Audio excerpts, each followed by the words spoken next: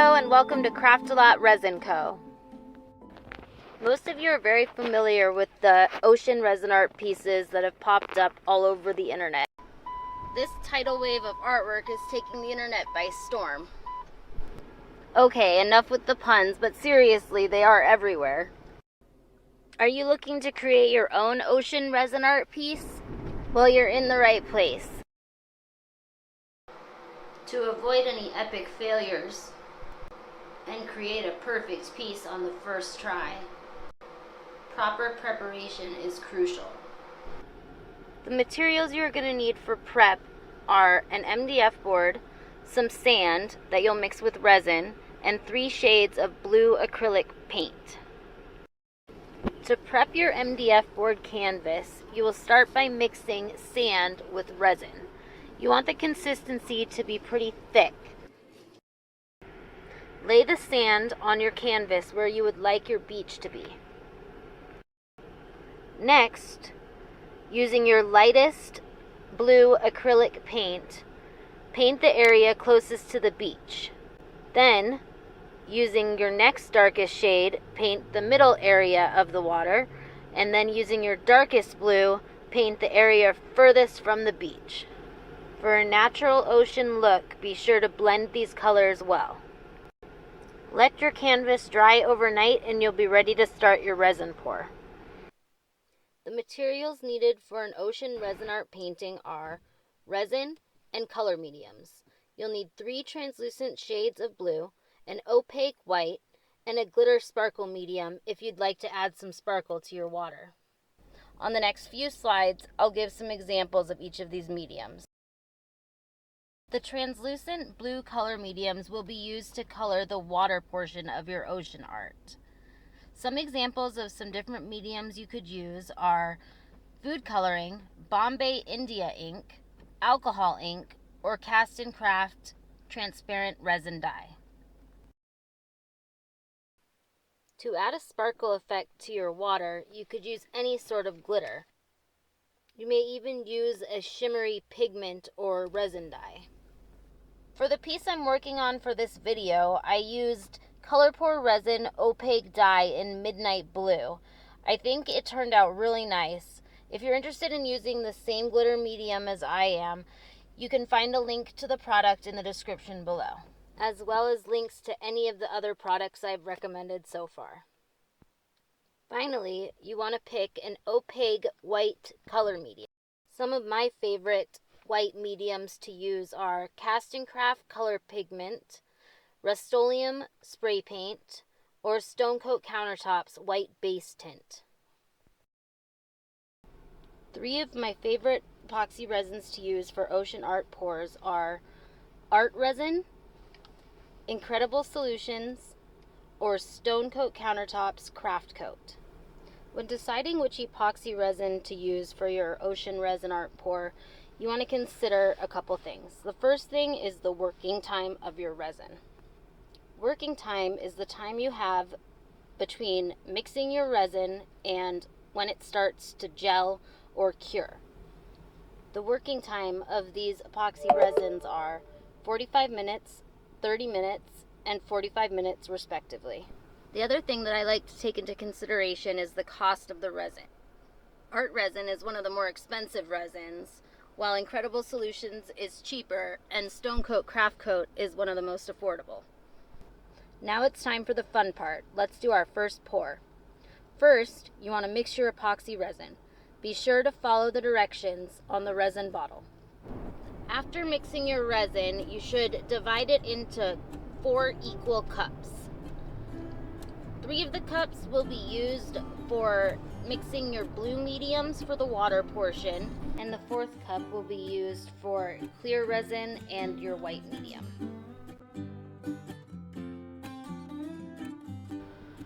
Next, take 3 of the cups you poured resin into and mix your blue transparent mediums into them.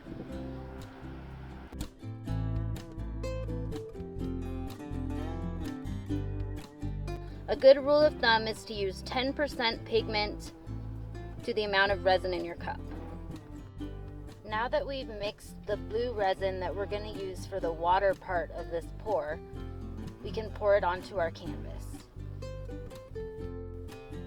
The lightest shade of blue resin should go closest to the beach, and the darkest should go furthest away. So your middle shade goes right in the middle of the two, just like I've noted on the screen.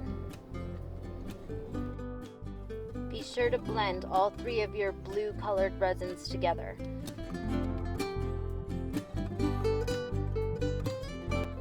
Personally, I like to use my hand to blend my resin colors together.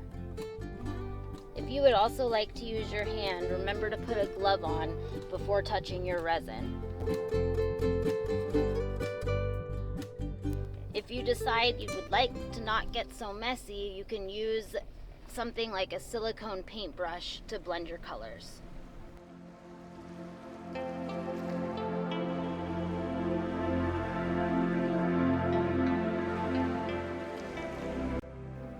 Here, I repeat the same process on my second canvas.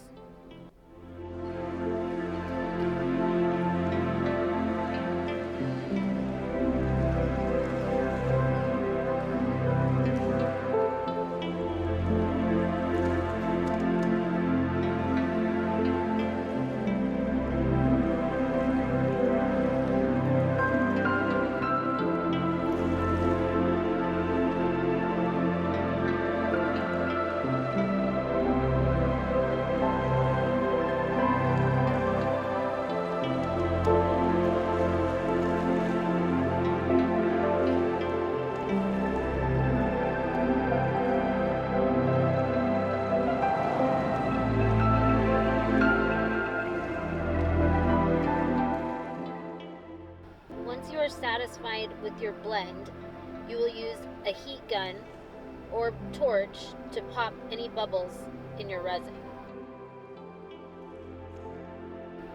Never hold your heat gun in one place for too long, and if you're using a torch, be sure to hold the torch at least 2 or 3 inches away from the piece. Next, you are going to take that 4th cup of resin that we set aside and split it in half. One of these cups will stay clear and the other one we will mix our white pigment into. Now it is time to mix your white color medium with your resin.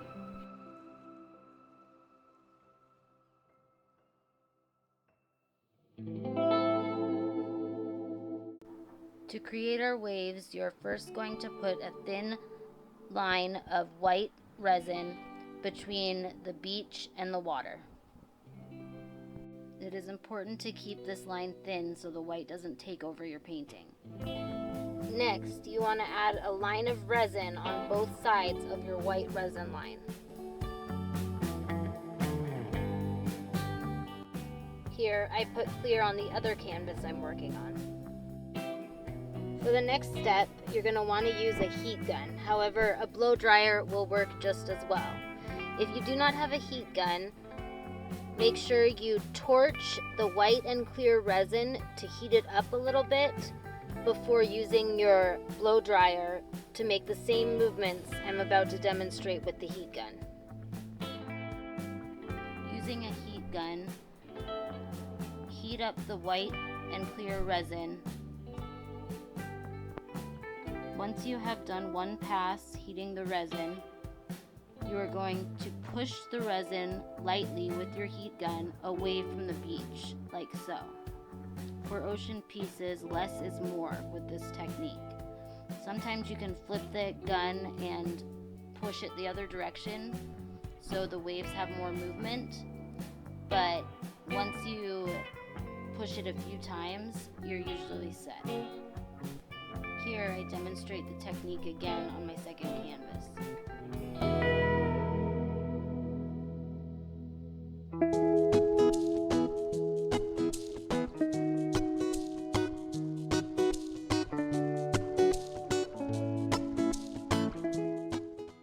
Depending on the size of your piece, you will repeat this step a few more times to complete your first layer of waves. Here I did 3 sets of waves. Next, you'll let your piece dry for about 6 hours, or about half the time it takes for the brand of epoxy resin you're using to harden. You will know your epoxy resin is at the right stage when it has stopped dripping, but it is still tacky to the touch.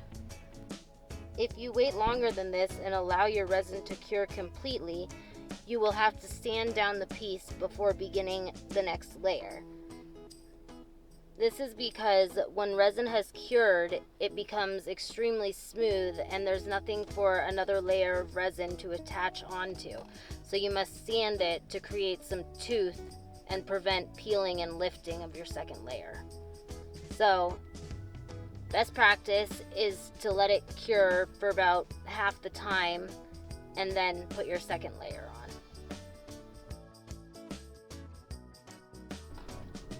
For your second resin layer, you will do the same thing you did for your first layer of waves.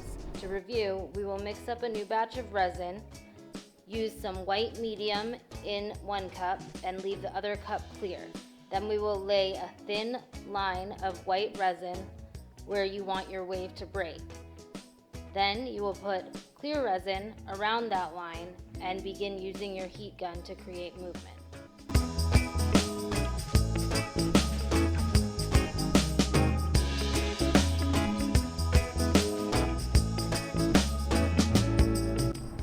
Using this layered method creates a lot of depth in pieces like this, so it's the best way I've found to make your ocean piece look as realistic as possible.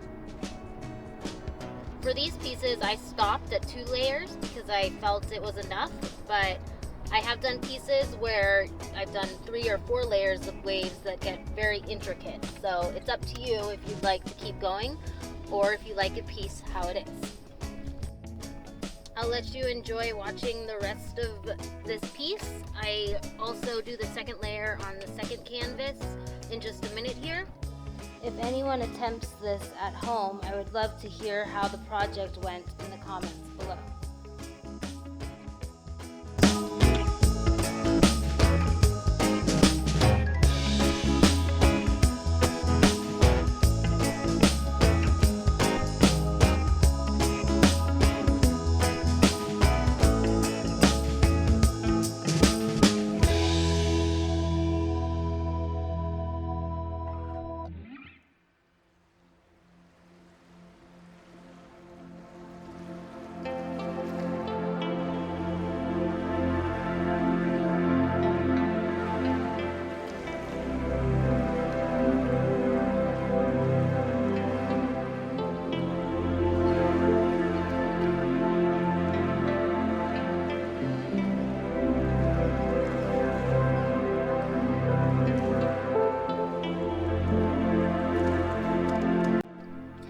Curious what I'm doing here, I actually add some alcohol ink drops in an aqua color in the areas where I felt I had too much white. This helps kind of add more water to areas that you've kind of put too much foam into.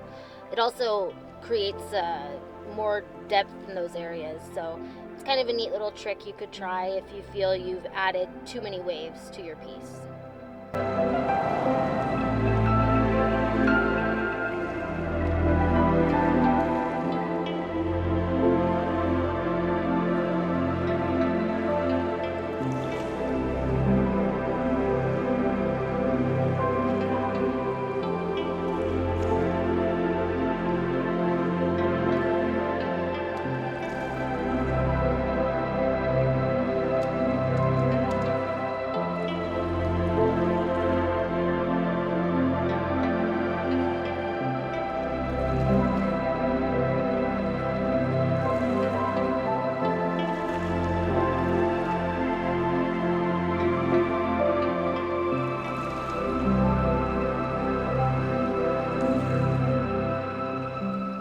Both the canvases after the waves have been put on.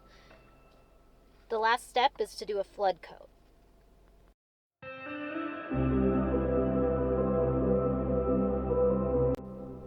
For extra sparkle, add some glitter to your top coat. You'll want to put top coat over the water and waves portion of the piece, but not over the sand.